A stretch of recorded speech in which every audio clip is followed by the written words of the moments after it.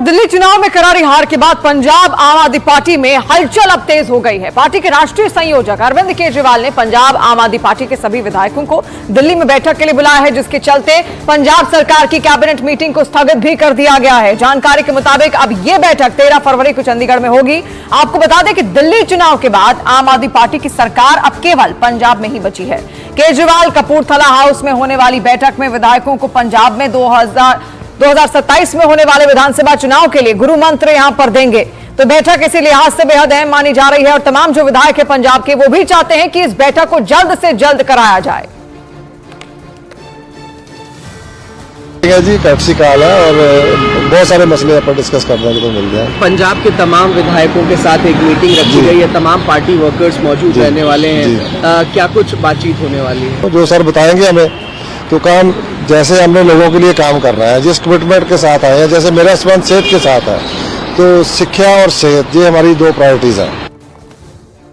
और वहीं दिल्ली में होने वाली आम आदमी पार्टी के विधायकों की बैठक से पहले पंजाब के कांग्रेस एमपी सुखजिंदर रंधावा का बड़ा बयान सामने आया। सुखजिंदर सिंह रंधावा ने दावा कर दिया है कि जल्द पंजाब में मध्यावधि चुनाव होंगे, यानी कि मिड टर्म इलेक्शंस वहां पर हो सकते हैं। रंधावा का यह भी दावा है कि पंजाब आम आदमी पार्टी के कई विधायक दूसरे दलों के संपर्क में भी हैं। ऐसे में आम आदमी पार्टी में आने वाले दिनों में बड़ा फेरबदल देखने को यहां पर मिल सकता है।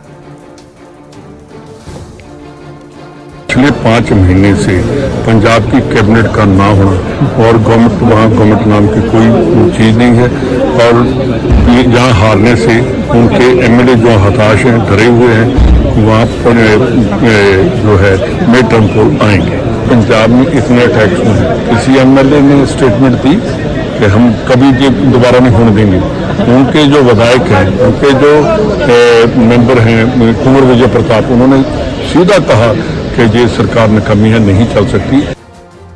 अब लेकिन दिल्ली में हार होती ही पंजाब की एंट्री कैसे हो गई, वो भी आप समझिए। दरअसल पंजाब कांग्रेस के विधायक प्रताप सिंह बाजवा ने दावा किया है कि पंजाब में आम आदमी पार्टी के 30 विधायक उनके संपर्क में हैं। उसके बाद सुखजिंदर रंधावा ने भी ऐसा ही दावा कर दिया और सुगबुगाहट अब तेज हो गई है। लेकिन क्या वाकई पंजाब में सरकार पर खतरा है? आपको एक ग्राफिक्स के जरिए हम यहां पर समझाते हैं कि आखिर किस तरीके से यहां पर पंजाब में खतरा हो सकता है। पंजाब में नेता विपक्ष प्रताप सिंह बाजवा का एक बड़ा दावा क्योंकि निकलकर इसको लेकर सामने आया। उन्होंने ये कहा कि कई ऐसे आम आदमी पार्टी के विधायक हैं जो दूसरी पार्टियों के संपर्क में हैं, जो कांग्रेस के संपर्क में हैं, तो ऐसे में बहुत बड़ा फेरबदल यहां पर हो सकता है। बाजवा का यह भी कहना है कि 30 विधायक कांग्रेस के संपर्क में हैं। ये एक बड़ा दावा है और अगर ऐसा हुआ तो आने वाले वक्त में पंजाब में बहुत बड़ा उलटफेर हो सकता है, सत्ता परिवर्तन भी हो सकता है। मिड टर्म इलेक्शंस की जो बात की जा रही है वो आने वाले वक्त में हो सकता है। तो देखिए, केजरीवाल और मान ने पंजाब को बेवकूफ बनाया, बाजवा का यह भी दावा है। तो देखिए, तमाम दावे निकलकर अब सामने आ रहे हैं और यही वजह है कि अब आम आदमी पार्टी पंजाब को लेकर भी पूरे फोकस मोड में चल रही है, ताकि वहां पर कुछ ऐसा ना हो जाए जिसकी वजह से उनका पूरा खेला ही यहां पर पलट जाए। अब सवाल यह है कि क्या वाकई में अगर कांग्रेस का दावा सही साबित हुआ तो पंजाब की आम आदमी पार्टी सरकार पर कोई खतरा है? तो इसको नंबर गेम से हम समझते हैं। 2022 में हुए विधानसभा चुनाव में आम आदमी पार्टी की पंजाब में 117 में से 92 सीटें आई थी, जबकि मौजूदा वक्त में आम आदमी पार्टी के पास 93 विधायक हैं। अगर इसमें से 30 विधायक साथ छोड़ दें तो पंजाब में आम आदमी पार्टी के पास 63 सीट रहेंगी और पंजाब विधानसभा में बहुमत का आंकड़ा 59 यानी कि 59 पंजाब में है और आम आदमी पार्टी की नींव इससे मजबूत रहेगी। पर अगर विधायकों की संख्या इससे ज्यादा रही तो सरकार मुश्किल में पड़ सकती है। तो आंकड़ा यहां पर आप समझिए और आंकड़ों के जरिए खतरे का आंकलन भी आप कर लीजिए। उधर बीजेपी नेता मनजिंदर सिंह सिरसा ने भी बहुत बड़ा दावा कर दिया है। सिरसा ने कहा कि केजरीवाल भगवंत मान को सत्ता से हटाकर वहां खुद काबिज होना चाहते हैं। मैं बताता हूं, मेरा कभी भी आज तक का मेरी कोई स्टेटमेंट बता दीजिए गलत निकली हो। मैं ऐसे हवा में कोई स्टेटमेंट नहीं बोलता। पहली बात है, मेरी क्रेडिबिलिटी है। मैं ऐसा नहीं है कि स्टेटमेंट पॉलिटिकल एक सनसनी बनाने के लिए स्टेटमेंट दे दूं। मैंने कभी स्टेटमेंट नहीं दी। जब मैंने कहा था अरविंद केजरीवाल जी जेल जाएंगे तो अरविंद केजरीवाल जी जेल गए। जब मैंने कहा था सतिंदर जैन इस केस में जमानत में 2 साल तक बाहर नहीं आएंगे तो नहीं आए। और मैंने जब कहा था कि इस केस के अंदर इतने पुख्ता सबूत हैं कि इन लोगों को जमानत नहीं मिलेगी तो नहीं मिली। और मैं आज आपको कहता हूं, इसके 5 दिन से 7 दिन के बाद वो पंजाब जाएंगे, चंडीगढ़, फिर दोबारा एमएलए से बैठक करेंगे, फिर एमएलए से बाहर आके खबरें छपेंगी कि अरविंद एमएलए बहुत परेशान हैं, एमएलए कह रहे हैं काम नहीं हुआ, एमएलए कह रहे हैं पंजाब को खराब कर दिया भगवंत मान ने, एमएलए कह रहे हैं कि 1,000 रुपया बहन बेटियों को मिला नहीं है, एमएलए कह रहे हैं कि यहां पे तो बहुत नशा बिक रहा है, एमएलए कह रहे हैं कि यहां पे तो बहुत क्राइम की प्रॉब्लम हो गई है। तो ये बातें अखबार में छपेंगी, केजरीवाल नहीं बोलेंगे, ये अखबार में बातें छपेंगी कि एमएलए ने ये शिकायतें की। फिर दिखाया जाएगा कि एमएलए विरोध में आ गए हैं, फिर केजरीवाल जी फटाफट अचानक पंजाब जाएंगे 15-20 दिन बाद, महीने बाद के एमएलए से बात कर रहे हैं, एमएलए विरोध करने को उतर आए हैं कि नहीं नहीं नहीं नहीं। फिर एमएलए का स्टेटमेंट आएगी कि देखिए हम भगवंत मान को सीएम नहीं बर्दाश्त कर सकते, हमें केजरीवाल जैसा सीएम चाहिए जिसने दिल्ली को बचाया है। और फिर मसीहा के रूप में उसको पेश किया जाएगा और एक कहानी गढ़कर अरविंद केजरीवाल जी को पंजाब की कुर्सी पर बैठाने की कोशिश की जाएगी। एक बात सुन लीजिएगा, बिठा नहीं पाएंगे। पंजाब के लोग बड़े गैरतमंद लोग हैं। और दिल्ली में हार से आम आदमी पार्टी को गहरी चोट पहुंची है। इस हार के बाद आम आदमी पार्टी की चुनौतियां और बढ़ गई हैं। अब केजरीवाल को अपनी पार्टी के नेताओं और कार्यकर्ताओं का मनोबल भी बढ़ाना होगा। उन्होंने पंजाब के सीएम भगवंत मान को भी दिल्ली मिलने बुलाया है। गांधीनगर से नवनिर्वाचित विधायक अरविंदर सिंह लवली इस वक्त हमारे साथ मौजूद हैं। सर, सबसे पहले तो जीत के लिए आपको बहुत बहुत बधाई। इसी तरीके के नतीजे की आप उम्मीद कर रहे थे अपने लिए भी और दिल्ली के लिए भी बीजेपी? देखिए, निश्चित रूप से जिस तरीके का कुशासन, जिस तरीके का झूठ जो है आम आदमी पार्टी पिछले 11 सालों से परोस रही थी, ग्राउंड लेवल पे कुछ था नहीं। और दिल्ली के लोग बड़ी चीज़ों को तो छोड़ दीजिए, अपनी बुनियादी समस्याओं के लिए तरस रहे थे।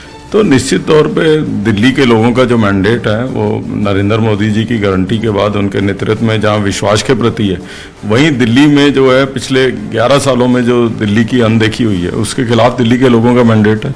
और हम लोग तो कह ही रहे थे कि ग्राउंड लेवल पे कुछ नहीं है, केवल और केवल कोरे वायदे हैं। और मैं समझता हूँ कि उसी का खमियाजा आम आदमी पार्टी और केजरीवाल जी को भुगतना पड़ा है, जो आम आदमी बन के आए थे लेकिन खास आदमी हो गए। ठीक है। सर, ये भी जानना चाहेंगे कि कल जब आम आदमी पार्टी की हार के बाद जो चुने हुए विधायक हैं, वो जो हारे हुए विधायक हैं, उन सबसे मुलाकात करने के बाद अब अरविंद केजरीवाल पंजाब के जो तमाम विधायक हैं उनसे मुलाकात करने वाले हैं कपूरथला हाउस में। किस तरीके से इस मुलाकात को आप देखते हैं? देखिए, ऐसा है कि एक तो जिस राजनीति की शुरुआत अरविंद केजरीवाल ने की थी ये कह के कि हम जन लोकपाल लेंगे, हम आम आदमी हैं, अब वो आम आदमी तो नहीं है। शराब घोटालों में वो जो है इन्वॉल्व हैं, शीश महल जैसी चीज़ें वो बनाते हैं, सिक्योरिटी और तमाम सुविधाएं बाकी पॉलिटिकल लोगों की तरह वो लेते हैं। अब उनको आदत पड़ गई है सरकार खेलने की। तो दिल्ली में तो सरकार है नहीं, अब सरकार बची है पंजाब में, तो जैसे ही दिल्ली से पहली फुर्सत मिली है तो पंजाब में सरकार खेल रहे। तो इसलिए वो बिना सरकार के रह नहीं पाते, छटपटा जाते हैं। तो वो ही अपनी, क्योंकि दिल्ली में कुछ बचा नहीं है वहां कर रहे हैं। जब वहां भी नहीं कुछ बचेगा, प्रश्न ये है उसके बाद क्या करेंगे।